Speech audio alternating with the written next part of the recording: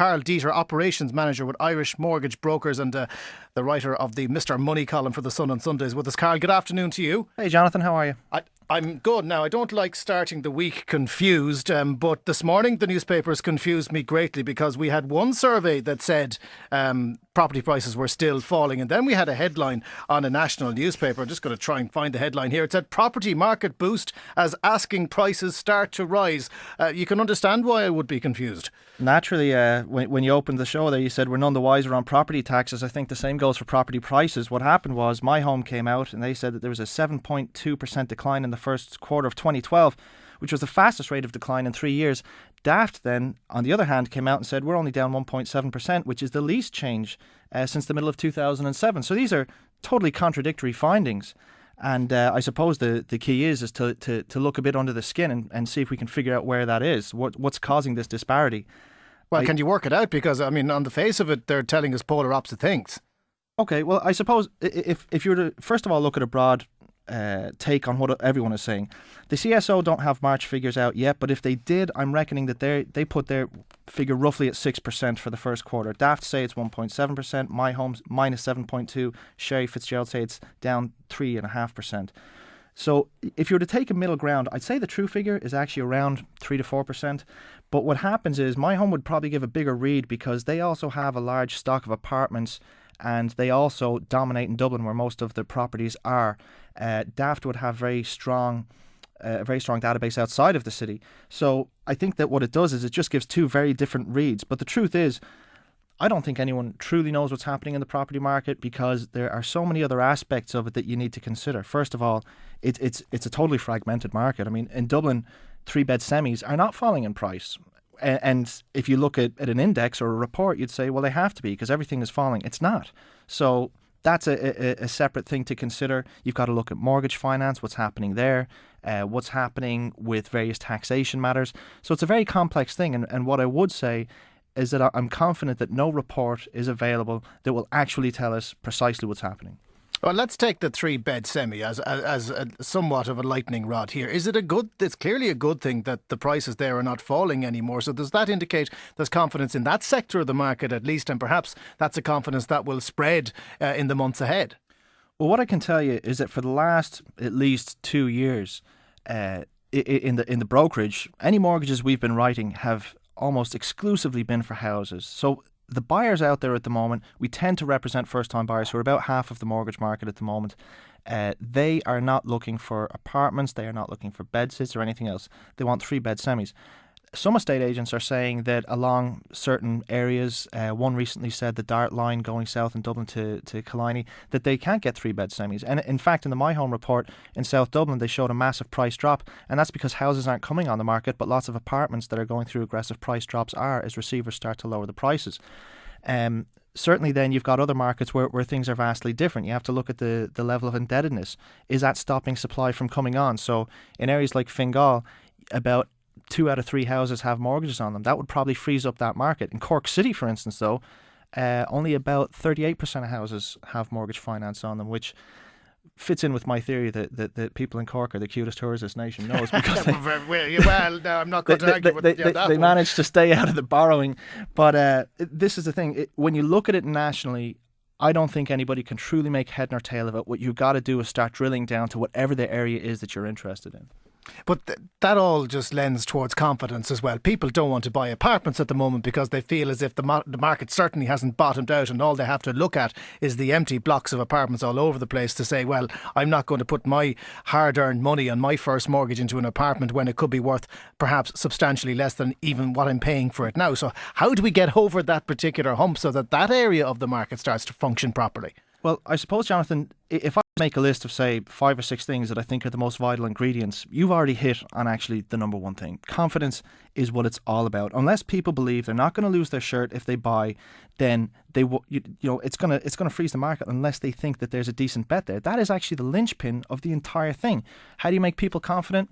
Unfortunately, you need to just have jobs and money, lots of it, and that's not something that you can solve overnight. Other than that, asking prices are still too high in a lot of areas. They seem to have dropped where people don't want to live, and they're not dropping fast enough in places that are desirable. And yet the transactions aren't occurring. So what you can see is there's a disparity between sellers and buyers. Banks don't want to take a write-down. Permanent TSB, who issued results today, have already shown with their impairments on repossessions, they've only used about 3% of that on taking back properties that aren't going to be going anywhere. Only one lender so far has really been dealing with all SOPs in the auctions. Now, a few others have come online, but, I mean, this is a day late and a dollar short that they're finally doing it. Credit is also quite scarce. Mortgages are down about 95%. We're looking at levels in 2011 that were last seen in 1971. And also, mortgage arrears inhibit banks from lending because when there's big numbers of mortgage arrears, and as well, especially if there's a behavioural change in the people in mortgage arrears, that puts bank resources into collections rather than lending. It puts finance into collections rather than lending. And we also have to work through the 20 to 25,000 unsustainable mortgages. I think that the key thing that will probably be a driver of credit advancement, if that's going to be something that happens this year, is actually to get the loans away from AIB and permanent TSB, get those tracker loans off the book into the IBRC. And that keeps that entity going for decades into the future. Unfortunately, yes, but I think that's possibly something that may happen anyway. But what it will do is take the likes of permanent TSB, whose current loan to deposit ratio is 227%. It's meant to be 125%. It gets them back in line to where they can be a functional lender again. Yeah, look, come here, Karl. I don't mean to be mean on this, but how many times has the state done something for the banks to get them back lending again, only to find that the banks have something else in their arsenal that says, oh, well, we can't lend because of X, Y and Z. If we did that, and I'm not saying it's not going to be a good thing, if they did that, can we force the banks into doing what they're supposed to be doing, which is acting as lenders? You see, the thing is, Jonathan, with the way that we've gone with this, we can't force banks to do anything. What we do is we give them lots of money and we try and encourage them to do the right thing. And banks are helping people with problems that they wouldn't have if banks didn't exist. So there's a lot of things out there that are frustrating. But because we have tied ourselves to the banking system to the degree that we have, we need to find a way to get the societal good that banks offer. And it's important to remember, banks do offer a societal good. There's no point in having a law system if you don't have a financial system. There's no point in having a constitution. You need several things for strong economies, and they would be a strong legal system, a strong financial system. And we have the former, but we lack the latter. And so it's just hard to get to a place where we have that. And the thing is, no one has the silver bullet. If they did, they would have shot it already. You mentioned permanent TSB there. They made a loss of, was it 424 million that was announced today? But more significantly, in those figures, 12% of their mortgage book is more than 90 days in arrears. How much of a problem is that going to be for permanent TSB? Because with the way the market is at the moment and with the way the people's pockets are at the moment, that's not going to be going in the other direction anytime soon.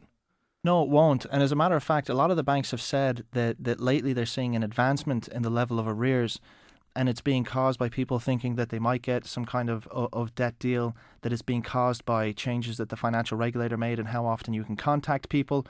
And I'll be honest, those figures are going to come out. Is this moral hazard? Is this the moral hazard everyone was being warned about earlier on, that people are now sitting back thinking they're going to get a deal? Because I don't think that's actually what's happening out there, Karl. No, the banks aren't doing deals, but people think that they might get one. And I'll be honest with you, Jonathan, those figures are going to come out soon because banks haven't been measuring them, but they're starting to be asked for them. And when people see the amount of mortgages that are in arrears that don't need to be, I think it'll be a couple of days headlines in that alone. Are you honestly telling me that there are people out there who are chancing their arm at the moment who can actually afford to pay their mortgage, who are telling their bank, I can't? Oh, yeah. Yeah, that's... How many? The lowest estimate that we've heard from collections teams, and I'll tell you why we started to look into this originally, is because I had people coming to me for mortgage consultations who I'd say to them, I can't seem to see what your problem is. And they said, well, I don't want to have to give up X. And what they were doing is effectively strategically making a decision that they wanted to bet on their own case rather than for the banks. And typically you see a landlord saying, listen, if you had a business that was turning over €6,000 but costing you 10, what would you do? You'd shut it down. And it is certainly happening on the investment side in a powerful sense. The lowest estimate we've heard is around 12% of the arrears. Well, that's in the investment side. Yeah, the investment side is one thing. I'm talking about in general. When you generalise it, the lowest that we've heard. The highest that we've heard is that some collectors reckon that as many as 1 in 4 don't need to be in arrears. Okay, and they're basing that on relatively good information, and they're not just putting it out there to make the situation for the banks look better. I'll be honest, that is more than likely to appear in one of the papers tomorrow. I probably shouldn't really covered it with you, but the thing is, it is based on conversations had with executives in banks, and I mean at board level, It has to do with going through conversations with collections teams in different companies, and no one will go on the record with it. But what I am finding out, certainly off the record, is that those are the estimates. It's a shocking number, and I think that it's a total finger in the eye to the people who are in genuine trouble, who aren't in this situation by choice. And certainly with people who are strategically defaulting, I think the bank should move in on them instantly and instead focus any kind of resources or any kind of forbearance on people who have lost jobs and people who aren't doing it because they want to.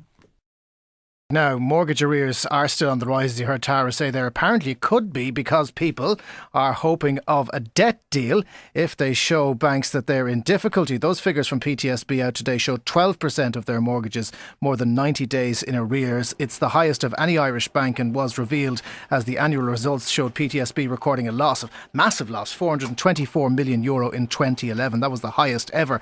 The bank has had to set aside about €1.4 billion to cover loan losses. That's up significantly on the figure in 2010 of around 400 million. Now, Karl Deeter, operations manager with Irish Mortgage Brokers, was with us here on Newstalk Lunchtime earlier, saying that aside from PTSB, a lot of banks and credit institutions are seeing an advancement in the levels of arrears by people who don't necessarily need to be.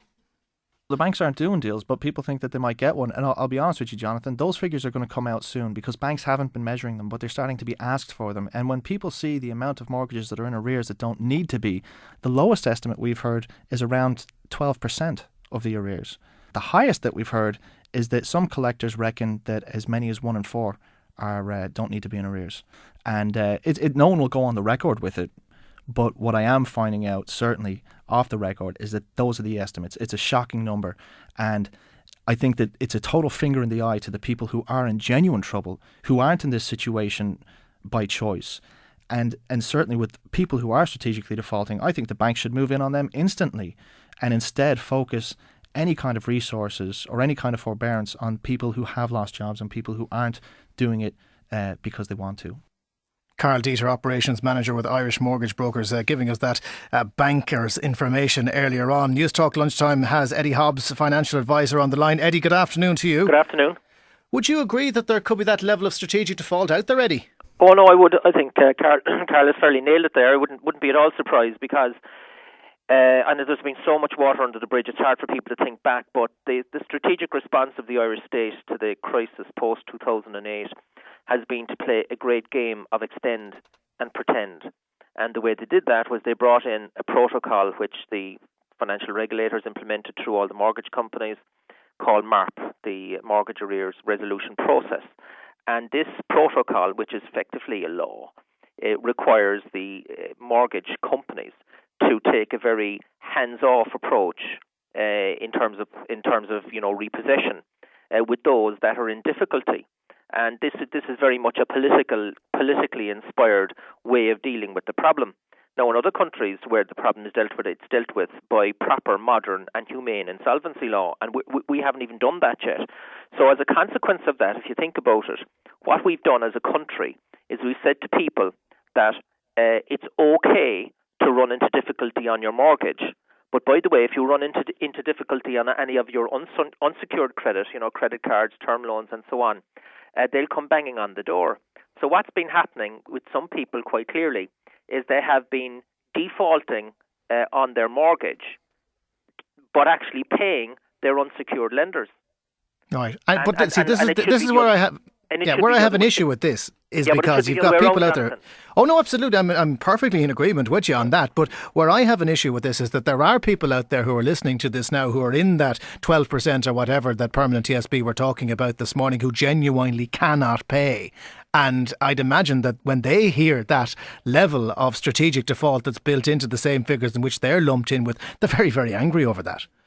Well, they should be angry, but their anger shouldn't be directed at those that are, because human beings will, if you incentivize people, then they will go in that direction. And the stupid policy of extend and pretend, which was put in from the outset in order to deal with the real problem, which is that lots of people can't pay their mortgages, has incentivized people to default on their mortgages but continue payments on their unsecured loans, when it should be the other way around if it was done properly with a modern insolvency law. So we shouldn't be, suddenly we're waking up now in 2012 as if this is a surprise. It shouldn't come as a surprise to us at all. It's built into the way we responded to it. We are reforming the bankruptcy laws. Obviously, that's not happening fast enough for you, but when that legislation is eventually passed in a few months' time, do you think that'll start fixing some of this? Oh, absolutely, because what will happen then at a sort of a granular level is that people will go to an insolvency trustee, and the trustee will look at their actual ability to make repayments and will put in a repayment schedule that actually makes sense. And in a case like that, priority will be given to the mortgage, and a lot of the unsecured loans will be restructured, or there will be a default on those. But as it stands, what we have bits of the solution. We have a Dickensian legal system that's flooded with this kind of stuff. We have mortgage companies that are being pushed to stand off, and we've unsecured creditors running in there as fast as they possibly can to get as much money as they can before the mortgage companies are given priority, which is what should have happened from the get-go. Yeah, but people are more afraid of the credit card company for some reason. Exactly. But remember, that's the system we put in place because, we had politicians standing up and saying Irish people aren't going to lose their homes. This is what that we are going to force this on the banks, and that's what they did with the protocol that was put in place. But all that has happened is that it has encouraged a larger number of people to be in arrears far longer. And of course, it's absolute crazy bonanza for the unsecured lenders who know that there's just a window of opportunity here of a short few years where they can get and put on the pressure and get as much money back as they possibly can before they become the people closest in the firing line when restructure happens. Let's go back to the genesis of this, which is the housing market, which, as we know, has been in freefall for years at this point. There was conflicting reports out this morning. You had one newspaper headline saying property market boost as asking prices start to rise, whereas we had another report saying they were going in absolutely the opposite direction. Now, Eddie, I'm very conscious of Twitter these days to make sure that these are verified tweets, but you were tweeting about this earlier, were you? I was. That's all right. We can clarify that at least. What did you make of that particular claim? I think it was the daft survey you had an issue with. Well, I think it's daft. I think it just doesn't make sense. Of course, we know why, and that's they're simply measuring asking prices for stuff that's coming on the market. It doesn't really reflect what's happening on the ground. I mean, when you have they were the ones to explain to listeners that they said the market was beginning to move again. Yes, it's not. I mean, look, it can't. We're continuing to see a free fall in market because we don't have a credit. There's no credit available, so the only buyers are cash buyers. I'm so outside of now the little trickle of first-time buyers. We have an overhang. We have massive amounts of vacancy and unlet properties. And we all know that there are large parts of the property market, not the leafy suburbs of parts of the cities around the country, but the New Ireland, shall we call it that, over the last 10 years is completely and utterly oversupplied. And the market hasn't hit the bottom, and we know that as well from rental yields. I mean, if you go to the American market, for example, and you look at foreclosures over there, you can buy a foreclosed property in the United States. You can spend $30,000 or $40,000 refurbishing something that you bought for $10,000, and you'll get a gross rental yield immediately of between 15% and 20%. That's a market that has bottomed. Yeah, so how far away are we from that, Eddie? When do you think we're going to start to see anything resembling a turnaround? I know it's a complicated equation, but when should we be able to see the signs that perhaps we have actually reached that bottom? Oh, that's a great question. It's a very difficult one to answer, but I would have thought that the first thing we'd want to see is the banks out lending again. And you won't see banks lending until such time as there is competition between banks to lose customers to one another. So it's only when you can walk out the door as a Bank of Ireland customer to AIB or across to Ulster Bank or whatever, and we actually see switching going on again, that we can actually say that the credit market is normalised. So the idea of moving all of those lost leading tracker mortgages, they're all being put into the former Anglo from PTSB and AIB, could that help? It will help, but how long it will take before the market normalises is anybody's guess, but it certainly wouldn't be happening this year. All right, look, I really don't see property prices hitting their bottom, certainly for the next year or so. All right, look, on that sombre note, we'll leave it. Eddie Hobbs, financial advisor, publisher of Personal Finance magazine. Thanks very much for talking to us on Newstalk Lunchtime.